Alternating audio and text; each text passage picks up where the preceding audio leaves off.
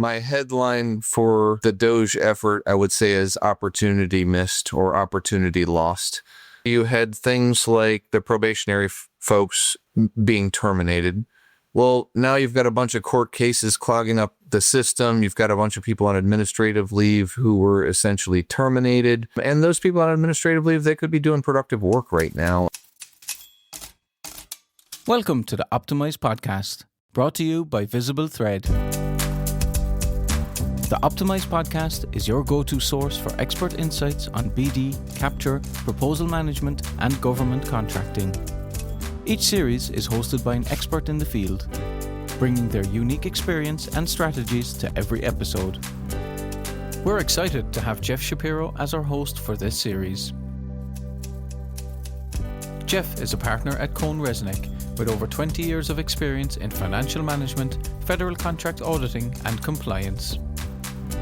In this series, Jeff and his guests will be diving into the challenges and trends shaping the GovCon's space. If you enjoyed this episode, please subscribe on wherever you are listening. Now let's join Jeff on this episode. Greetings, everyone, and welcome to yet another edition of the Optimize podcast brought to you by VisibleThread. I am your host, Jeff Shapiro, partner at CohnReznick, and I'm thrilled to bring you another awesome episode, a fabulous guest recommended to me by several friends of mine within industry, Erv Koehler. Welcome to the Optimize podcast. Hey, thanks for having me, Jeff. Great to be here. So thrilled you're here. So I want to give a brief bio on Erv. Erv comes to us with over 22 years of experience at GSA alone, and then has a bunch of years experience before that. He's the former assistant commissioner for the general supplies and services. At one point in his career in GSA, I think it's important to note that he was the head of contracting activity as a regional commissioner. So having that prestigious title, sure, we talk about head of contracting authority. That's when you read FAR, that's a pretty big deal to have that authority. So I didn't have that on the list of topics to talk about, but I thought our audience would want to know that you bring that kind of experience. And then Erv has been in the industry as well, serving a number of years at LMI with contracting officer experience as well as program management. So lots of varied insight, Erv. Welcome. Good to be here, Jeff. So, all right, so let's get started. I like to start with an easy softball question. And that today is, not everyone goes into university thinking, hey, I can't wait to be heavily involved in federal procurement. So what's your story on how you fell into federal acquisitions? So I had two great mentors, Roosevelt Smith and Eileen Garnett, in my first job. And my first job was actually processing travel vouchers for a company called DMJ MHTV. And Roosevelt and Eileen sat next to me in contracts. They were a person short, and they asked me to do Davis-Bacon payroll reviews. And after about 2 or 3 weeks, I had worked my way maybe a quarter of the way through a pile that was probably 16 feet long and 3 feet tall. And they said, hey, Erv, have you ever thought about being in contracts? I said, I don't know what that means. And they said, well, it means a $3,000 raise and you don't have to do travel vouchers anymore. And I said, well, sign me up. I said, but how did I get this job? They said, everybody hates Davis-Bacon payrolls. And if you can do that dutifully, we know you can be a contracts person. And so that's how I got my start. They took me under their wing and showed me the ropes. And from there, I took off and, got my master's certificate and other things. So like everybody else, there's always a weird story. And mine was thanks to Roosevelt and Eileen. All right, so I'm not going to be offended that you went outside of wanting to become an accountant. We really could use some really strong folks on this side as well, but that's okay. That's okay. I do not judge. I don't blame you. Having processed the number of travel expense vouchers in my day, I get it. it. So, well, we're really glad that you transferred over and bring a lot of experience now on the acquisition start. So lots to talk about. I think I'm going to start from a larger perspective, and then we can get some more narrowed perspective from your recent experience being at the General Services Administration. So it's hard not to start with the RFO, the Revolutionary FAR Overhaul, or FAR 2.0, or whatever name you want to give it. but there's a lot of changes to the regulation and doing it quicker than ever, with very little public input. How do you see that's going thus far? Do you like what you see? Yeah, I think so far so good. I think it's a sort of a maintenance of an aircraft is the way I think about it. You get your routine maintenance, FAR updates, and this is a major service, major overhaul. You're taking the thing apart, putting it back together. The timing is probably pretty decent with the changes in technology. Some of the language is just a little bit outdated. And so I think going through, cleaning it up, taking out some of the items that may not be required by law, just reasonable choices in my mind. I think where it's going to get a little bit stickier is when you get down to the items that are required by law. There's a lot of public policy built into it that are legislatively based. I don't think those change as easily as people think, but I still think it's a reasonable idea going forward. And so far, the changes seem pretty straightforward and relatively consistent with what exists today. I love it. So talk a little more about, is this the best way to do this? I mean, they didn't have much of a choice. The new administration really campaigned on a more efficient government. And so they're trying to deliver on that. Having seen a little bit of this on the inside, how do you effectuate this kind of level of change and have it done right? I mean, this isn't the first time we've tried to tinker with federal procurement practices to make it more streamlined. Yeah, I think two pieces of advice I hope you're listening to is the workforce. The workforce needs to have some input on what makes their lives miserable. I hope it's not too policy driven because, the policymakers and the people at the end of the line don't always see eye to eye. And as much as this is kind of a cool thing to do, sort of that big maintenance overhaul, I think there's some other things they could be doing as well. There's a large number of internal policy guidance out there that stem from IG audits, corrective action plans, things of that nature. And those sort of get layered and layered and layered over the years. And the templates, although they seem good, suddenly you have 10 templates and they're 29 pages, and it's just a lot to get through. So for me, as much as the FAR overhaul is exciting to a certain extent, I think from a workforce perspective, looking at those internal documents, those internal policies would be a faster and better way to go in the short term. And that's really something I hope people are thinking about, because the workforce right now, at GSA, they're being asked to do twice as much with half as many people. That's a tall order, under any circumstance. And so for that to be accomplished in a reasoned way, I think getting rid of some of those internal policies that are maybe a little more burdensome and offering a little bit more flexibility to that workforce would go a long way towards balancing the increased work, the lower workforce. Plus, you've got new things coming out every day. There's just a lot going on there for the workforce to deal with. And I think my joke on the FAR was, they said, it's going to be so X pages less. I said, well, Jeff, I'll bet you $100 right now that the new FAR plus the agency guidance that goes with it will probably exceed the number of pages in the FAR today. And so I hope there's really that right balance between what the workforce needs and how we can really do as much as we can to streamline for them. Yeah, I totally understand and agree. There's a lot of talk about risk tolerance, right? I mean, a lot of what has become, how acquisition has been shaped has been as a result of mistakes made, whether it's, the so many competitive acquisitions being protested over the years, the improper practices by contracting officers. It's just all these layers of protections end up being put into place to avoid the favoritism, the conflicts of interest, foreign owned controlled interest issues. I mean, you name it. It's to get it perfect and enable the risk-taking behavior, where I think is where the administration wants this to take this. Like, hey, treat this like a commercial buying organization.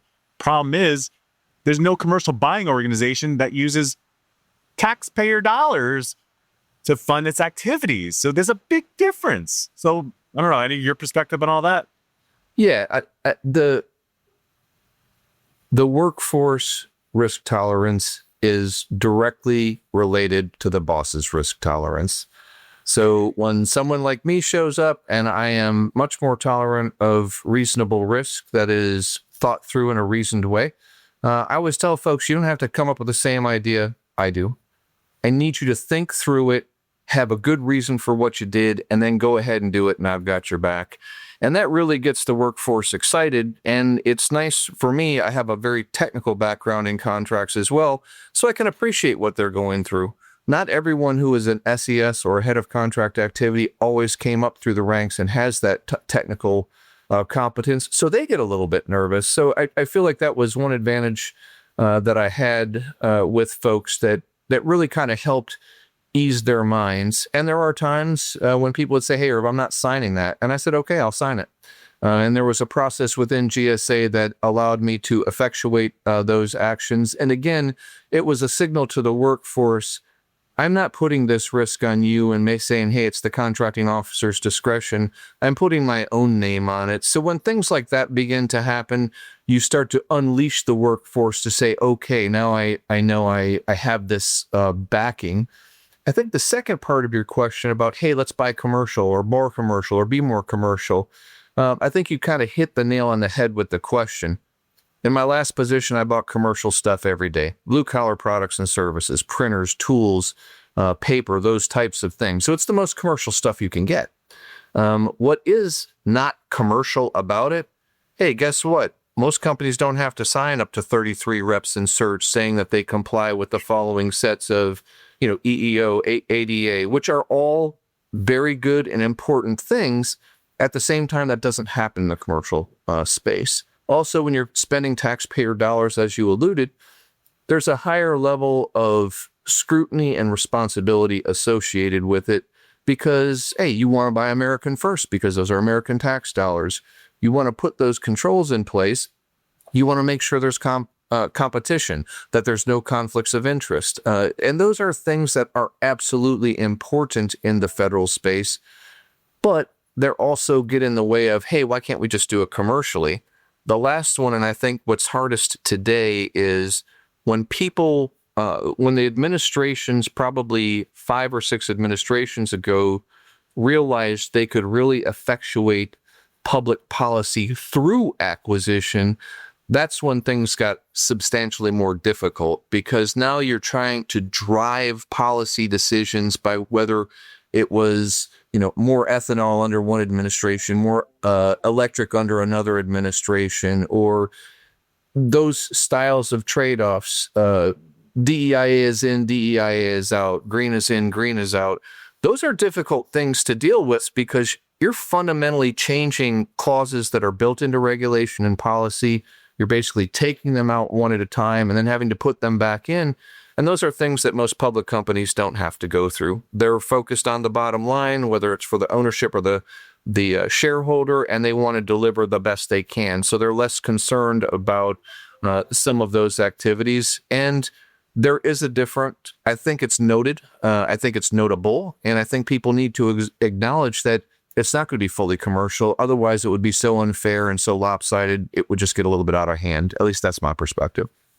No, I appreciate that. Look, we've been trying to figure out, we being the general people who work in acquisition, in federal acquisition, how to do this faster, right?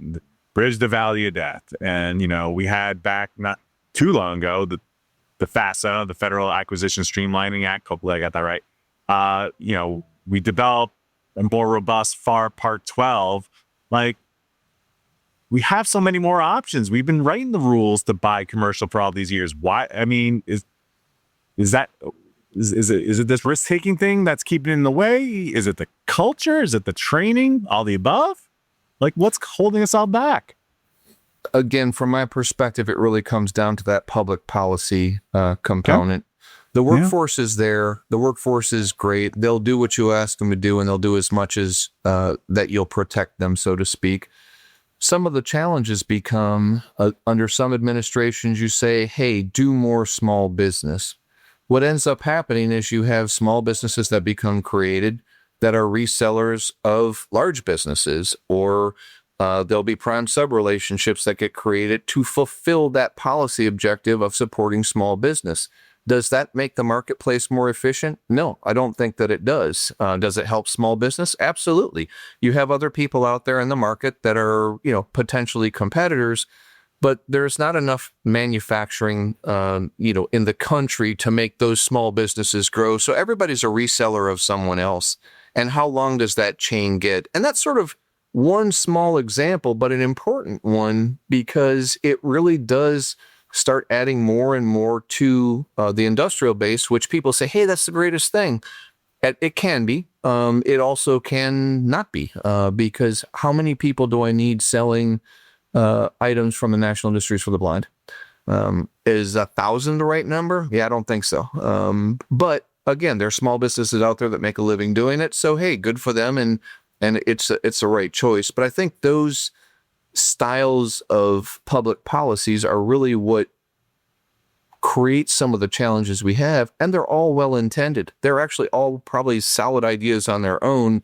It's when you get that collective layering effect, one on top of the other on top of the other, that just makes it more difficult for the buyer just to go out and do it. Yeah, totally get it. So you've alluded a bit to it. I think we can't skip over it.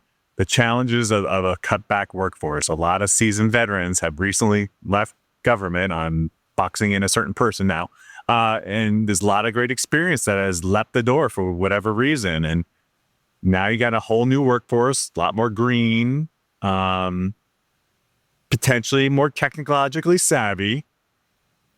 But is the emerging technology going to catch up fast enough to deal with that workforce compression? And oh, by the way, we're going to ask this one agency to take on the bulk of the activity. Something. I mean, in ideal world, can we fix this instantly? It just doesn't happen. It's a little more challenging than that. I love your perspective on all this. I think your assessment is it's a little more challenging than that. I often would say if I had a bag of that pixie dust, I would be a lot more successful than I am. Give me both. But again, we'll give credit to the workforce that remains. The federal workforce is a resilient bunch.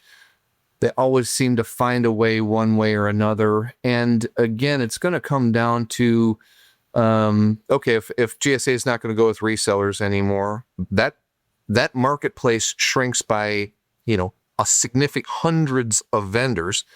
Are they going to be able to withstand the calls to the Congress people, which is something that regularly happens? And that is a difficult thing to withstand. And that's why we kind of are where we are. And again, fully legitimate and reasonable. It's just a matter of which trade-offs are you going to make. When you get down to the other side of it, the memo that came out today, on the one hand, was saying, hey, let's consolidate everything at GSA, and let's also insource more technical capabilities following a period when X number of people were asked to leave or offered to leave in one way, shape, or another. It's just sort of an interesting paradox of, okay, where do we go from here? Because as much as artificial intelligence is a super exciting thing, I love it, I use it every day, it is also important to have people that understand, hey, how does this data actually work? How would you prompt the AI or teach the AI to do what it needs to do now? Right. And in some ways, most importantly, how do you know when this thing is wrong? Because you can really get some unusual results. And so, an old timer like me now, that's sort of the value that you have in a huge ways, because you've got the experiences, you know how to look at things and understand maybe when they're not tuned up just correctly. And then how far do you take it? I was funny. I just posted a comment on Chris Ham's one of his posts today, and he was saying, hey, we should use the NFL challenge concept for protests.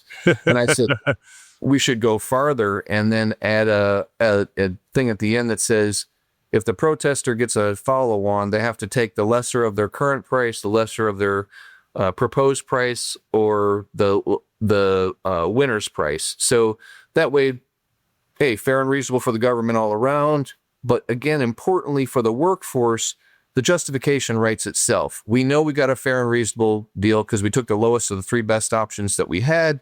It doesn't really incentivize somebody to do it from a pricing perspective, but it's those styles of things that we need to start building in to make it easier and easier for the rote things. And AI can certainly do some of that for us. It certainly can be super helpful for us. But again, there is some intellectual capacity today that is required to teach it and get it to that place. But yeah, that's certainly going to be helpful. It's just a matter of how fast you can deploy it. And again, how much risk are you willing to take? Because when you unleash the demon there, it really can go some different places and create some interesting results. But it'll be interesting to see how that plays out. And then will GSA start hiring at some point? Because there is this capacity that's necessary. They do need to insource some more stuff.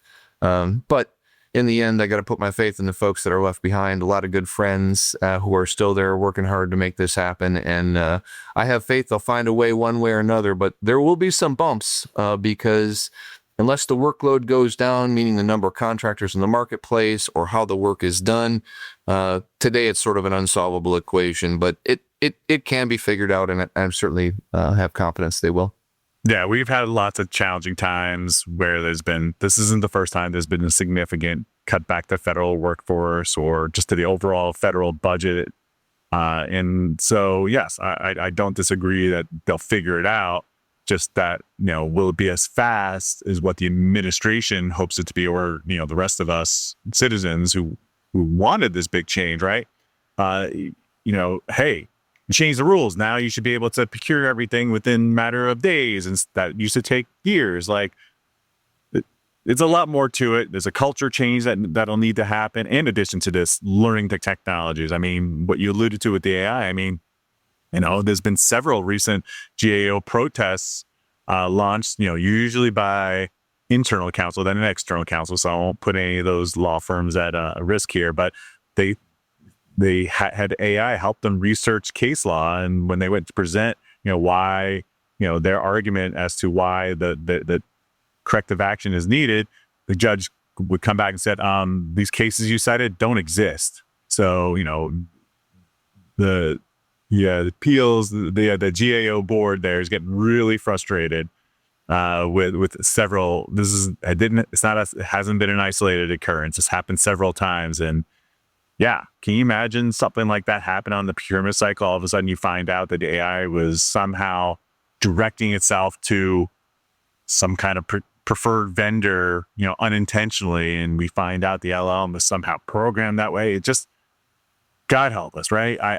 We don't need that kind of, problem going on. And so, yeah, we got to be really, really careful and to be able to identify, hey, are these results indeed taking in the logic we hope for and putting out the results that we expected? And I get it.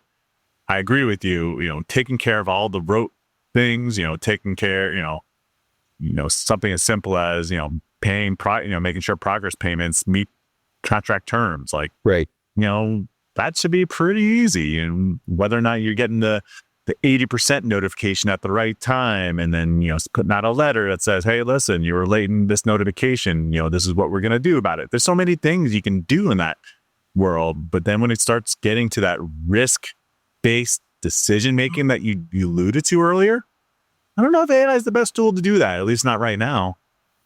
I would tend to agree. It'll certainly get there. I think it was the Google had put out that their AI now started writing its own stuff without being prompted, and that's certainly another place, another dimension for us to consider going forward. But I think you hit the nail on the head. Eventually, it'll get there for everything. But the rote stuff is the things today that, if you could fill out justification forms, which is one of the things we regularly did in my last position, the contracting officers nearly cried because, a little RPA, this isn't AI or anything fancy, but a little RPA with 20 elements filled out would write it for them. And, you knew it was going to be correct because you did the inputs. So there's a lot to be done in that space. I totally agree. And if we can get rid of some more of that work for them, or say, hey, we're not even going to do it that way anymore. But anyway, it's certainly exciting times, and I look forward to the future. Yeah, I mean, don't you think that would make the 1102 workforce more appealing? Like,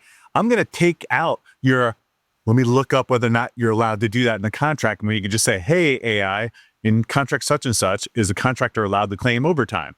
And it'll be answered in seconds instead of minutes. And so all that terrible, boring stuff that drives a lot of the workforce out, and then, hey, I need you to focus on business decisions? That sounds like a lot more interesting job to me. Totally. Anyways, all right.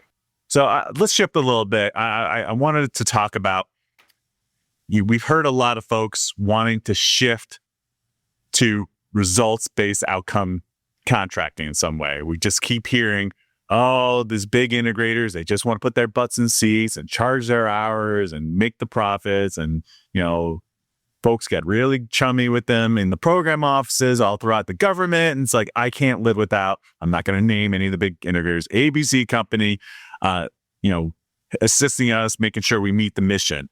So, talk about your viewpoints and how can we effectuate this goal of, outcomes-based contracting? Is it possible? Do we have the construct to be able to do that? So again, this is where, whether it's FAR 2.0 or current FAR, there is a contract type for every scenario. And do people get comfortable with time and materials? Potentially they do.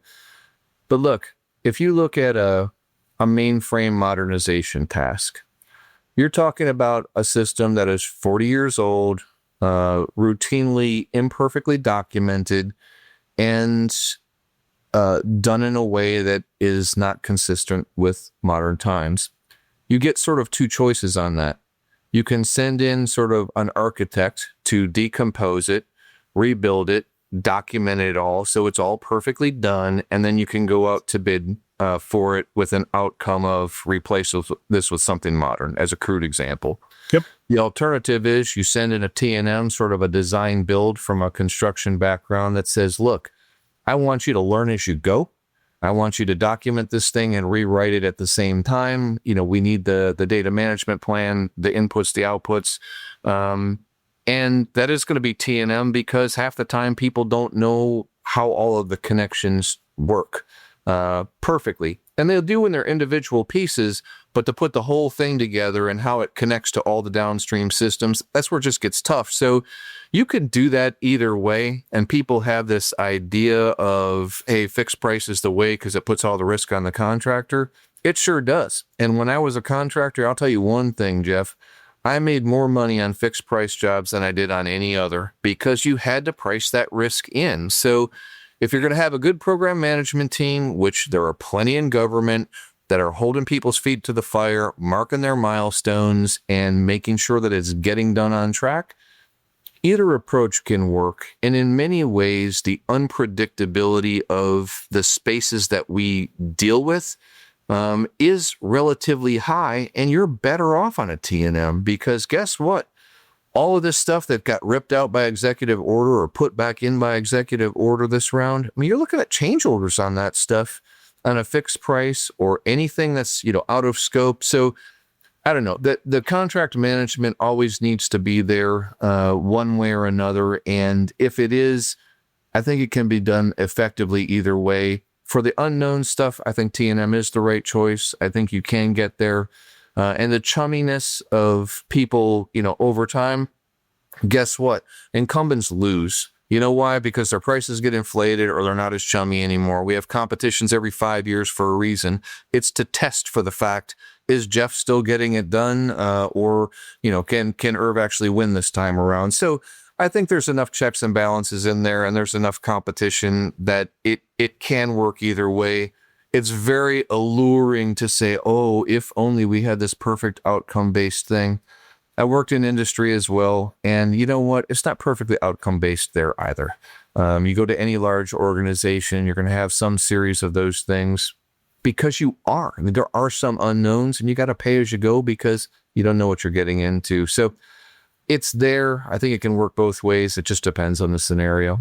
Exactly. I mean, there's so many things out there, in the systems engineering, technical assistance. Like, how do you judge how good that CETA job is? Like, yeah, that airframe ended up being perfect and it traveled at X miles per hour like we wanted it to. It's like, was that the CETA advice that made that happen, or was that the manufacturer who made that happen? Like, who gets credit for that? Like, my quality of advice, the fact that I had it tested in the Nevada wind tunnel versus some other blah, blah, blah.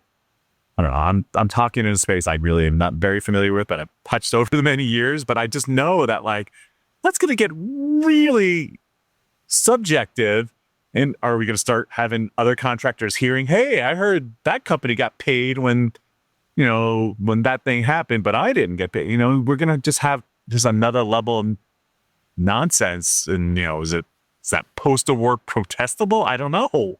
But yeah, again, risk-based, do it, take a chance, try something out, maybe try it in a pilot program. Is this something we can really come up with a smart goal and be able to measure that contractor's effectiveness? I'm intrigued. I'd like to see it happen, but I don't think it fits everywhere. To your point, I totally, I love that. So speaking of, who come up with that ideas, it probably came out of the DOGE team, right? So what did you see DOGE in action there, GSA? Pretty active there?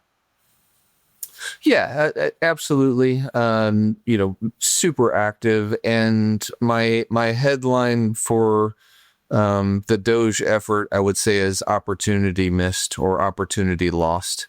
There were many of the things that DOGE wanted to do. We'll just use the reduction in the workforce as one.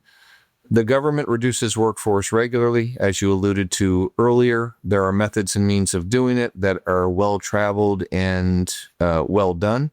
And certainly I was encouraging the DOGE team to say, hey, we'll just follow the process and it'll get you exactly where you want to go in basically the same time frame. And so that was never fast enough. And so you had things like the probationary folks being terminated. Well, now you've got a bunch of court cases clogging up the system. You've got a bunch of people on administrative leave who were essentially terminated. And those people on administrative leave, they could be doing productive work right now. And so it was one of those, if you had followed the regular Vera Visib RIF process, the early career folks would have lost because they were the youngest in the workforce, and that's the way the process works. So they would have been taken out, so to speak, anyway during a RIF, but they wanted to go so fast that they did it, and it was unfortunate because now you have sort of this, again, extra work being done to resolve that decision when in fact there was a method and mean to do it, and it would be done right now, and it would have been done more elegantly and with fewer court cases because you would have followed the process. So again, the idea behind it, certainly reasonable. No one's going to argue with becoming more efficient. The methods and means applied, at least in my experience, in that example, were just suboptimal, which was unfortunate and didn't achieve the goal. I think the other one that makes me a little bit more nervous is on the IT side. That's where, it was also a reduction. So, your development and enhancement funds that would keep your systems, modern and you're getting feedback from customers. Hey, we want this done. We want that done. A lot of that had to be reduced to hit some of the saving goals because you were going to sort of a lights on approach. And again, it's not an unreasonable thing to do for some systems because, hey, maybe you're going to sunset them anyway. But when you're taking a little bit more across the board approach, it's makes the future a little bit scarier. You can save money by not maintaining your car, but you've saved money for probably a couple years before it stops functioning because you didn't maintain it. And that's kind of where I get a little bit nervous. Yeah. And again, you're asking people to do so much more. The systems have been potentially less invested in? And then where do you have the money to do the AI capabilities that, again, if the budgets are reduced, how do you get that to make so it just always felt like there were some competing priorities in there, and it's going to be a very difficult thing to reconcile. But maybe the rebuild period is right behind us, and they're going to start investing aggressively again, which at some point I think is going to need to happen, or you're going to have saved a lot of money for a few years, and then you're going to wake up one day and your car's not going to start because you didn't do the required steps along the way. So that's where I see the sort of the missed opportunity that could have been still handled effectively or more effectively, quite frankly, than it was. But hey, they got some things done. I'll give them credit for that, and they were big. So it's I don't know. I don't know what the right answer is there. I mean, just like any reformation project that goes on through the government, nothing has been done quite at this scale, but it's happened at the agency and within agencies and branch levels that this kind of stuff happens, consolidation of operations, that kind of stuff. Nothing happens perfectly, right? Whether it's an ERP change or whether it's a, like you said, mainframe conversion project, there's nothing easy about it. And so, to your point, the IT infrastructure, we'd be remiss in not mentioning the cyber risks related to that. It's like, you're going to cut all these things off. All right, who now has access to our information? Especially everyone knows we rely even more on, technologically based decisions. That sounds like something, someone's going to pick up on wanting to target. Right. So hopefully the administration is taking that into consideration. I'm not going to try to be a cyber expert. So what do you think? So where does DOGE go from here? We're good 6 months in. What's the future of DOGE? Do you have any thoughts on that?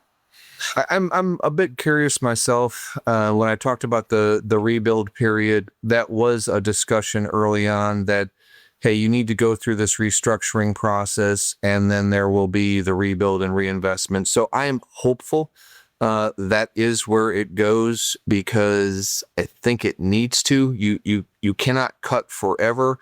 And oh, by the way, there was no assessment done up front to decide if Erv was efficient or not. And so Again, it was a little bit more across the board, which is challenging. And at GSA, we really had to make some trade-offs to say, hey, this is more important than that. But going forward, I really hope the rebuild period is there. I don't know how much farther it's going to go in terms of the cost cutting. And when you get right down to it, the federal workforce is probably 5 or 6% of the whole budget. And so small. It's not a insignificant thing, and you need to save where you can. So I don't diminish that at all. It's just a place where it's been reduced over the years, whether it's A76 or whatever. And again, talking about insourcing technical talent now with the OMB memo that came out today, I just kind of scratch my head a little bit and say, okay, I just want to see how they're going to reconcile it. And again, I hope the build back period is there and they start to be able to hire again and bring in some great talent to help make this happen, because it's tough sledding. Yeah, no, I heard lots of hiring freezes internally. So you're left with only one choice. And here we are, the middle of the fourth quarter. I don't think there's much of a choice. You're going to have to contract it out and do it fast to bridge that gap and making sure things, making sure mission happens. I mean, just can't avoid that. There's no excuses. And we saw a unique rescission just happen, so that was a big deal. But still lots of money out there, lots of discretionary money that still needs to be spent. That took a lot of time to free up, and here we are. When this airs, you still have a little over a month to get that money spent. And it's very rare an agency who's like, you know what, we don't need to spend all that. That big deficit could really use a hang. Now, most agencies are going to reprogram and figure out needs in order to solve it. Anyways, let's move over to some more specific GSA related issues. It seems more important than ever for contractors to have strong relationships with procurement officers within the GSA. Any advice how we can find the Ervs at the current Ervs at GSA so we can start building those relationships again? I'm sure a lot of people listening will want to hear this. Yeah. So the relationship with the contracting officer is key. And, I always tell folks on both sides, especially in my last job, we'd be out there in the public saying, look, it's a team sport. I have enough stories of contractors being imperfect in the relationship as I do contracting officers being blamed for being imperfect in the relationship. And so, one of the moves is to create a little bit more of the level playing field of this is what we're doing. This is how we're going to do it. Everybody knows what the rules are. And then we spent a fair amount of time with some of the industry consultants who help people get on schedule and manage those contracts. And for a long time, that group was sort of considered negatively, I would think, by GSA a little bit. But as I got to know more and more of them, I found it to be a really concentrated source of information because they do it every day. It's not a frustrated business owner who can't upload their SIP file because it's an old, difficult system. This is a true expert in the field who knows what they're doing because they've done it 100 times. So trying to change that attitude a little bit was helpful to us and to our contracting officers. Because it was just useful to get their input. We actually made changes and we told them sometimes, no, we weren't. We did things they didn't like every time, but we always listened. And I think that was the key. So I'm not saying everyone needs to run out and get a consultant tomorrow, but understanding what you're doing is important because so often, you have a new startup that's trying to get their schedule and they're so far out of their element in terms of the knowledge that it takes to do federal contracting. And should it be easier? Sure. But you still have to sign up to 33 certs and reps potentially that you may not even fully grasp what they all are. And the clauses, the forms, the input. So I would say, trying to create that balanced, respectful relationship. And then making sure that you're well prepared. Those contracting officers aren't there to help you figure out how to get through that process. I wish they were. I wish we had enough people to do that. It's just not going to happen anymore. Quite frankly, there's going to be more rejections because they're just not going to have time to provide the help that they used to, or the IOA community and others, because there just aren't the people left to do it. So the order is going to get a little bit higher for the contracting officer. But if you submit a high quality proposal, it'll go to the intake desk. Someone there will help you. You will get a point of contact. And if you work with them, they'll tend to work with you. But if you submit a 10%, product, don't expect them to take you 90. If you submit a 90% project, they'll probably work with you to get to the 10 because it's in everyone's mutual interest just to get these things across the finish line, if they're acceptable. So there's a little bit of a balance, but you're going to get a name, you're going to get a number for your file, and you're going to use that to go through the process. And that's the way it is.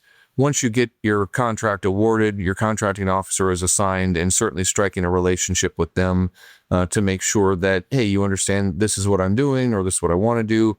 I have not met many contracting officers who were not willing to work with people who had put in a diligent level of effort on their side. Too many folks who expect this to be easy, and it's not. And it's just because you're going back to public policy, competition, fairness. There's just layers and layers and layers of stuff here. It's not just, hey, Jeff, I got a deal for you. Okay, sweet, I'll take it. It's just not done that way. So it's tough sledding there. Yeah, no, I think you have lined that out beautifully. I really appreciate that perspective. You can't go it alone, especially if you're new. There's a lot of industry groups out there that can help a bit, but finding those consultants who, trying to, GSA doesn't have quite the equivalent of the, what used to be called PTACs, now called Apex accelerators. I don't know if those folks really have much insight into getting into GSA. I mean, can't hurt. It's a free resource, and they may know the right people.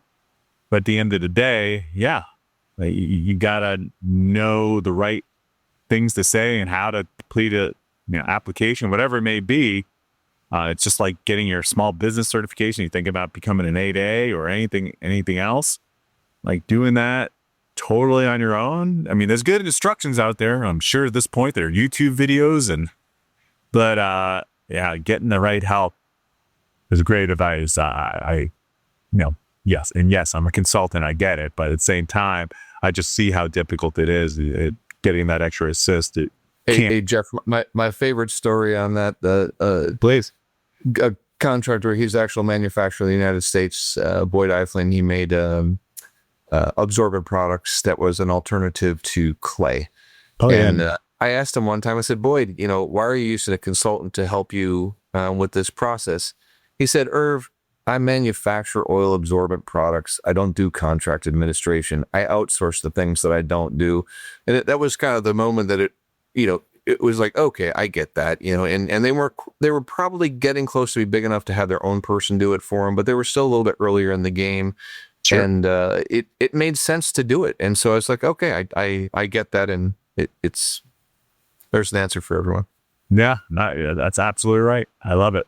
So do you have any advice? Like if you want to do business with the government or want to expand doing business with the government, if you're not on a multiple award schedule, is that what you're pursuing? And do you try an on-ramp to Oasis? There's somewhere else people should be going. Any thoughts on that topic? Sure. A big broad scope. I think the IDIQ landscape supported by the OMB memo today is going to get smaller. And you're going to end up with a series of GWACs and then the multiple award schedules program. So the three big options as I see it, you could have status quo, which, hey, as an MBA student, you always have to do status quo. And that's where you're probably going to have some series of the GWACs, probably fewer going forward, but some set of them, plus the multiple award schedules, because, it's sort of BPAs versus cost type contracting. Too crude of a thing, but let's just say that's what it is. There's other authorities and whatnot in there that may come available. Going forward, you could see a potential product services split, products going to schedules, which is its foundation, services going to the max and GWACs, or you could see a full consolidation to schedules. Those are the three giant scenarios as I see the world. And the mass one is probably the most interesting, but it also requires a fair amount of work because there's some legislative stuff that would have to take place. But with the current administration's focus and they're willing to put the juice into it, that's a plausible alternative. So as a landscape view of IDIQ contracting, I think that's what we're going to be looking at going forward in those spaces. The OMB memo outlines, hey, if you're going to do submarines, that's not going to be on a MAC or GWAC anytime soon. So that'll still be agency specific, but common goods and services makes sense. The other thing I would tell people is know what the government is buying. So we would have folks in my last job that would have catalogs that were 6 million items. The current count is less than 400,000 of items actually purchased in the market. So when you produce 6 million, again, you're creating a phenomenal amount of work for people who can't price some of that stuff because we don't have the pricing histories to do it. And then you're wondering, well, hey, my business is going down, but GSA's business is going up. What's going on? Well, you're missing part of the market. If you're in office supplies today, it's going to be tough going because there will be fewer people consuming office supplies, period. That's just the way it is. Even back to work and everything else, there just are fewer humans buying those things.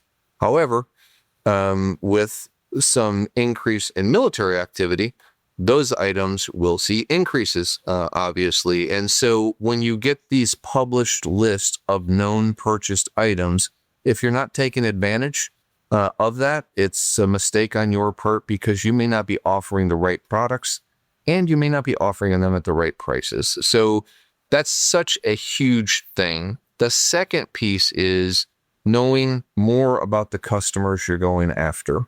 Too often I would hear the consultant answer when I would say, hey, Jeff, what do you offer? Well, Erv, what do you need?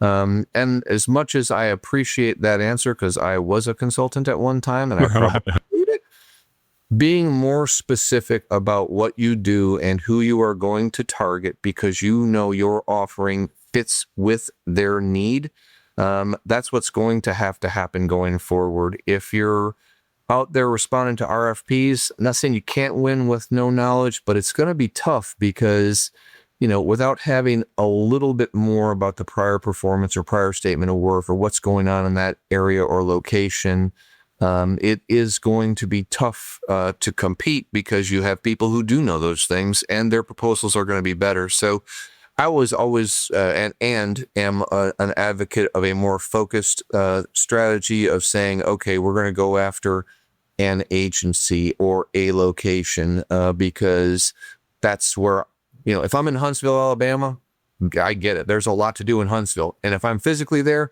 you're part of that community, you're part of that network. You could compete, I think, for work in that space, assuming you had the capabilities. But in other areas, you may say, hey, I'm going to be Army guy because I know the Army super well, and then, go after that space. So that the focus is certainly, I think, a very important thing because it just increases your success rate and it brings your knowledge to bear for known problems that need fixing. So what you're alluding to, you still subscribe in this new era of acquisitions that you should be looking to talking with the end customer. So if you want to sell your widgets to the Army, you still push, go talk to your end user. Don't talk to the GSA person who's in charge of that category of who, that falls under. Is that where you're getting at still? You could do a little bit of both because the category managers, what they have is what is being purchased at what quantities. So you need to make sure that your offering is correct for the broader market. But in the end, yes, if you're going to do work with Army, you need to get to the conferences, you need to get to the locations, you need to meet with those folks because you have to have a better understanding of what they do. The statements of work are always good. The requirements are always good. You certainly can submit proposals in that way. But having some more knowledge of what the end user needs, it just allows you to prepare a more effective proposal, in my view.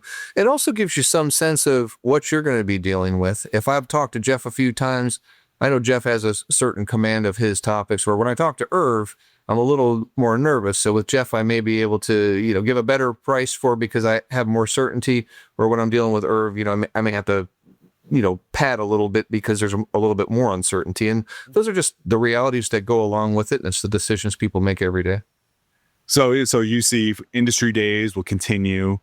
Maybe, Army has an industry day and there's going to be a couple more representatives from GSA there just to hear what's being presented. So that's interesting. Let's talk about the multiple award schedules. That's a topic I want to get to. A challenge with the multiple award schedules is, trying to prove out your most favorable price. To your most popular customer, making sure that you issue a price to the government that is no less favorable than you issue to a commercial customer. And GSA developed this new program related to transactional data reporting, or TDR for short. Where do you see the future for that? It's been a big topic for a while. The Inspector General at GSA has been really focused on how well it does not work. So I don't know if you can provide some perspective on where the future of TDR is. Sure. I think the future is bright and it has to stay. When they consolidate the contracts within GSA, they need to do TDR on everything because the old most favored customer pricing, it just didn't work. At the time it was created, we did not have the capabilities that we have today. And so you were saying, hey, give me your catalog, give me 10% off. Yep. And that's a good price because that's what the market sort of said and prevailed. Today, those are all known things. I'm not looking at a whole catalog anymore. I don't want to price that way. I want to know that this thing should cost $1 because that's what the market is paying. And anyone who's offering it for less than $1 is welcome to play in this space and then let competition prevail. If GSA goes fully the next step and says these are the only version of this pen, and of course it would be from NIB, then we would know those prices, and people are competing for the markup at that point to be the most competitive market for the people who can deliver at the highest rate. The trouble with CSP is you did it at the catalog level, but not knowing what prices were being paid across the market, you ended up with incredible variability in the catalogs.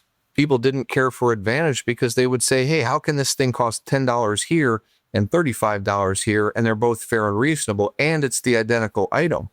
So the TDR will shrink that gap down, make it more competitive. People will know what the quantities are, where they're going, so they can price more effectively. And I think more importantly, Jeff, it also says, hey, if this thing is out there, is there an alternative that I can provide that's an even better deal? And so if you're in a tools space, for example, most craftsmen are going to want, or artisans are going to want a high-end tool, say a Snap-on as an example. And if you find something that is equivalent to a Snap-on, which most artisans would say that's heresy, but there could be some out there. And if people would enter that market, maybe make it in America or other things like that, that would make it competitive with that item, that's where the real power starts to come in. And oh, by the way, in the commercial platform space, GSA was getting the same style of TDR reporting from them so that they could see what was being purchased over there. Am I getting a good deal? Are these things going head to head on a comparison? Or is everybody going to commercial platform to buy things that they may not be able to get on schedule because of the regulation associated with it? So, commercial platform, not sure how much you know about it, but it's under Not tell more.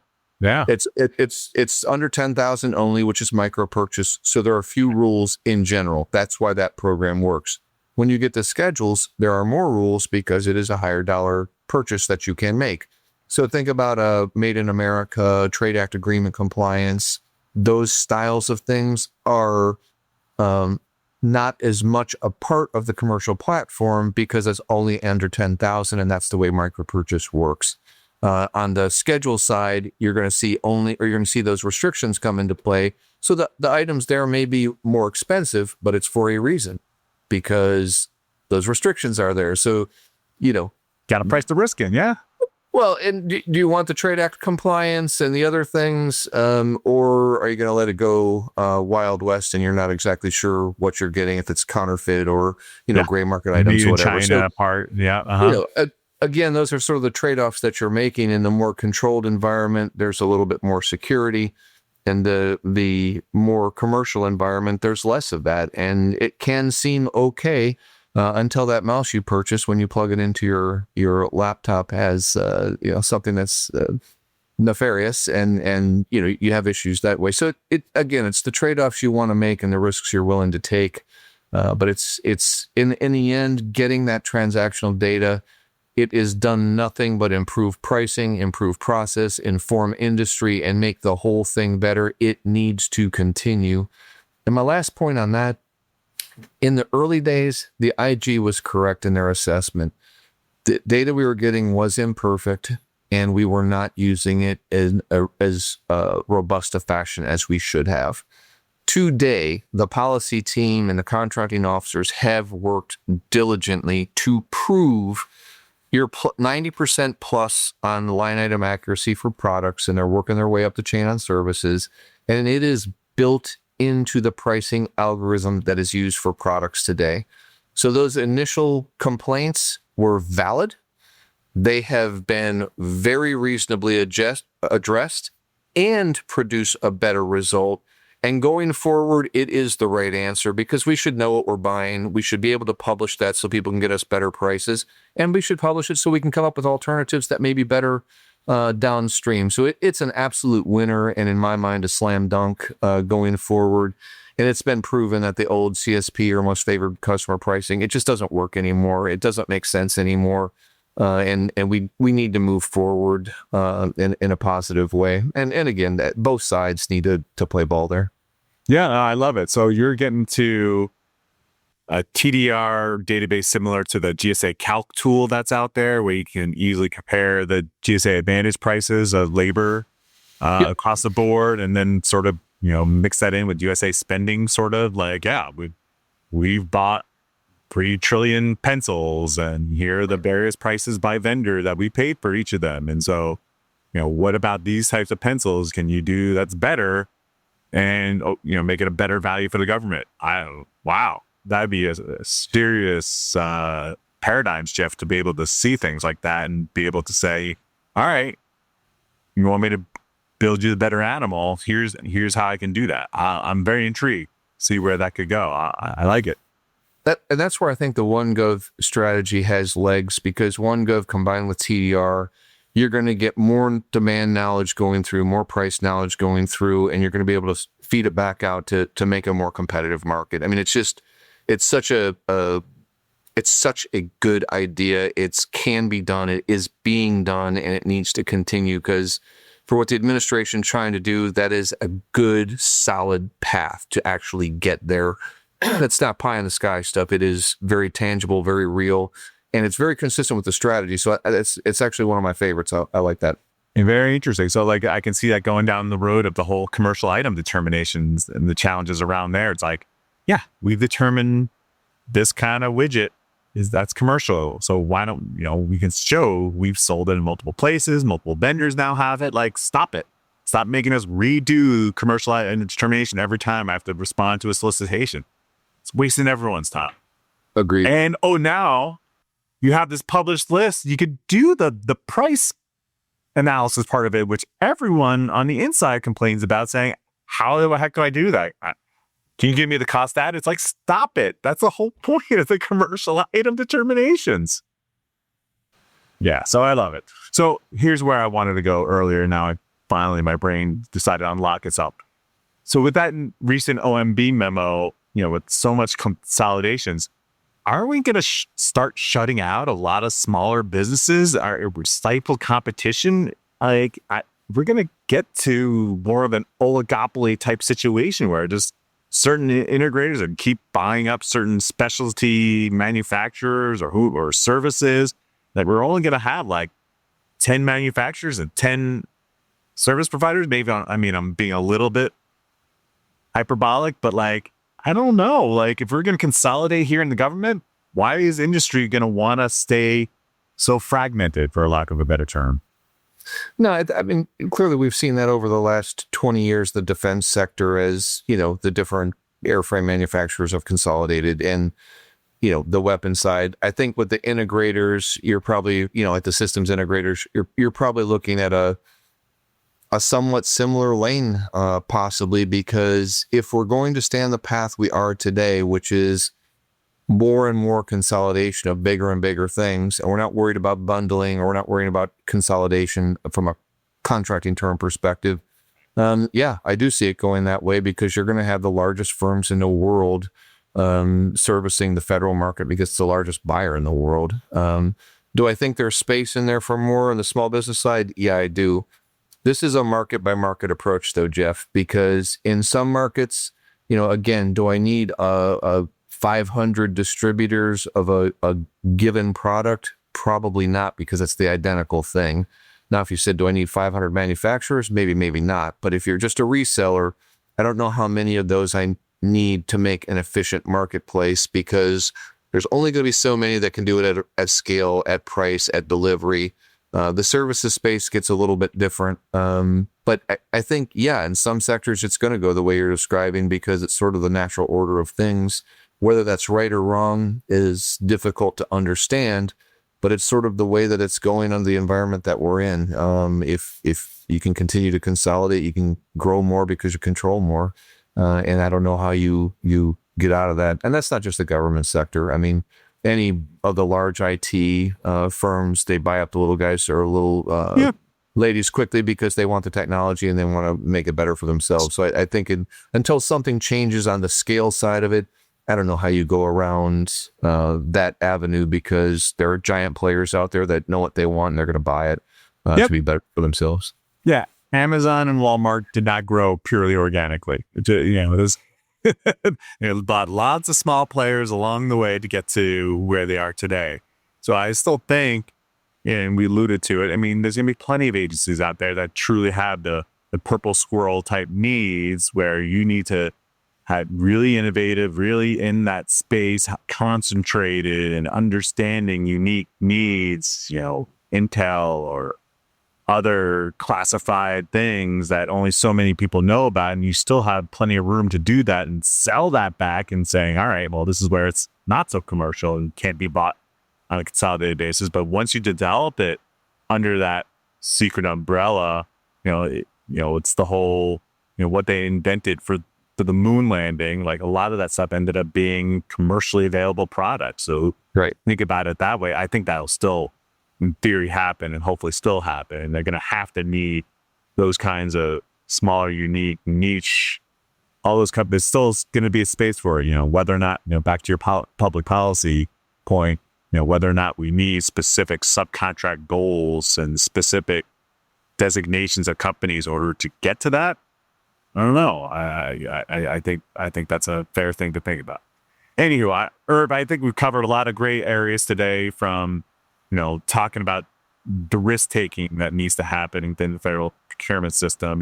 This RFO is going to really change, in theory, what the rules are, but like, in order to actually get the right widget, the right service, the right hands at the right price, it's got to be how well that the workforce is trained and how well they understand what it takes to evaluate risk and get that in the right hands at that right time.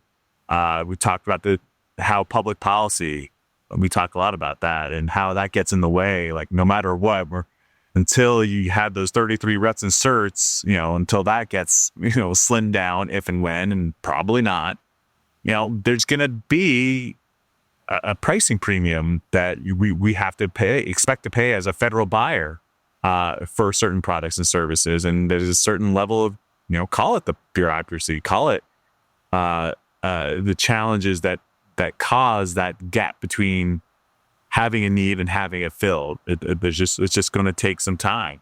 And then, the future of DOGE, they're not going to stop. The rubber man may come back, and there's going to be an opportunity for folks to fill in the overcuts, let's call it that, and to fill in those gaps. And so you're seeing that, we're going to have to hire up quickly to address that in-between time between, the huge knowledge gap that we just lost, and when technology truly gets up to that level, the robust efficiency level that you can start trusting it more. I don't know if we can fully trust it, whether or not we're going to get to the Skynet, thinking on its own. I mean, it's a little scary for us, but, whether or not that happens in our lifetime, to be thinking. So lots going on, lots of great perspectives. So Erv, now what? Now you're out of public service and back on your own. Erv, you're now the principal of your own company, Curve Services, LLC. How can you help? Are you helping the government? Are you helping companies? Both? For today, I'm focused on helping companies. So, getting their strategies together, make sure they're selling the right stuff, the right prices. They understand the market, the customers, and how to go to market. And so it's interesting to be back on this side of the fence. I had to dust off a few skills from the past, although I was in marketing and sales for so long at GSA, it's not much to dust off. But it's the same thing I'm advising them. I'm staying focused in the spaces that I'm the best at, which is going to be GSA-related activities, and then some of the supply chain services stuff that we've talked about today. But I really appreciate being here. And I'll give you one last little tidbit for your viewership. Please. There is a group, although they're substantially fewer than they used to be, called Customer Service Directors and National Account Managers at GSA. They were one of the groups that I led in my time at Case. And they are the people, boots on the ground, that are working with agencies every day to figure out how GSA can better support those agencies. There's sort of a secret weapon if you can see them at a conference or meet up with them as a vendor or contractor and strike up a relationship with them. And sometimes they can be really helpful to say, hey, we're going to do market research on a given topic. Would you like to participate? Or do you know about MRAS or some of the other things that are out there that are what was I before at GSA, trying to help partner up the right federal agency with the right solution, and those folks are really some of the best at it. And so if you can find them, for however many are still there, they're super helpful, and they're really, really great people that do a good job every day, and they can certainly be help from the contractor community. And if you can't find them, hey, call us over here at Curb Services. Ah, there you go. So yeah, so I guess they're not so easily findable. You can't just go on GSA's website and look up the customer service directors, or you can? You can. I'm pretty sure if you go to gsa.gov/CSD or /NAM maybe, or maybe it's been changed, but the directory was there, and they would give you the account or region that they were assigned to before. I'm not sure how that map has changed, but it did exist at one time. There you go. Oh, there you go. Or thank you. I appreciate you making sure you get that in there. So this has been really fabulous. We're really fortunate to have you here, Erv.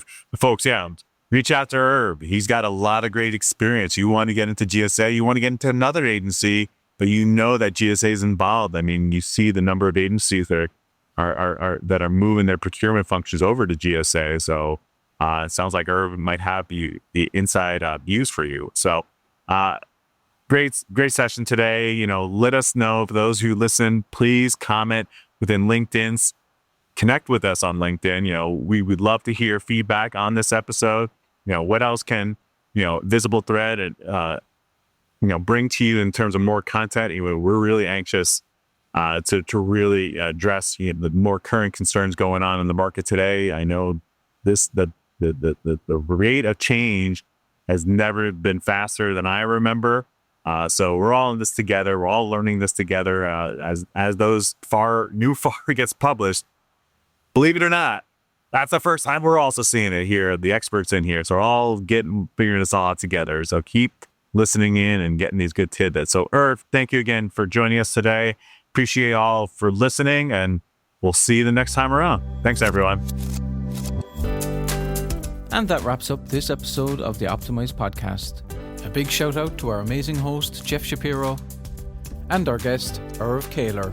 You can connect with Erv in the links in the description. Optimize is brought to you by VisibleThread, the RFP software for analyzing solicitations and contracts, and for creating and editing proposals. VisibleThread is used by 11 of the top 15 US government contractors.